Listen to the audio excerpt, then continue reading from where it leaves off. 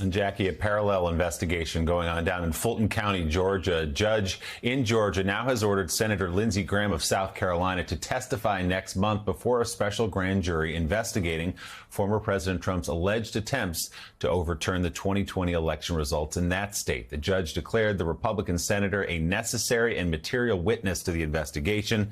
Graham's office did not respond to a request for comment. The senator's attorneys did say last week he would not comply with a subpoena issued by the grand jury. So, Jackie, more intrigue here now down in the state of Georgia, specifically in Fulton County, as the DA there looks at what the Trump campaign did, what some of his supporters may have done, what some of his aides, someone like Lindsey Graham, for example, may have done in calling Brad Raffensperger, the Secretary of State there, and asking him to look again at some absentee ballots.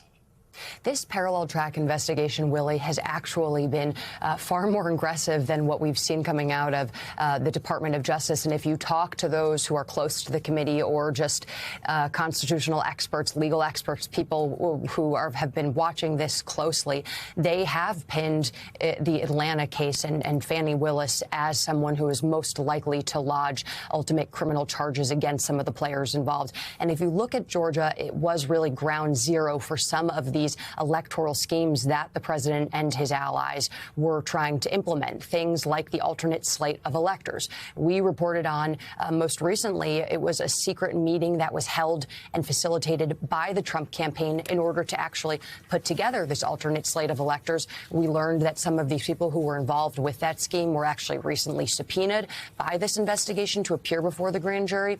And now they're moving up the totem pole and most recently, obviously, have secured potentially Lindsey Graham. We'll see, though, if this further escalates, if he declines to actually materialize for this appearance.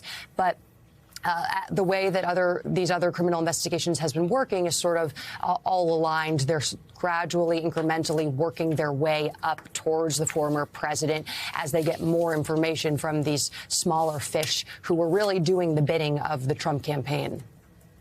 All right, the Washington Post, Jackie Alemany, thank you very much for being on this morning. We'll be watching today. And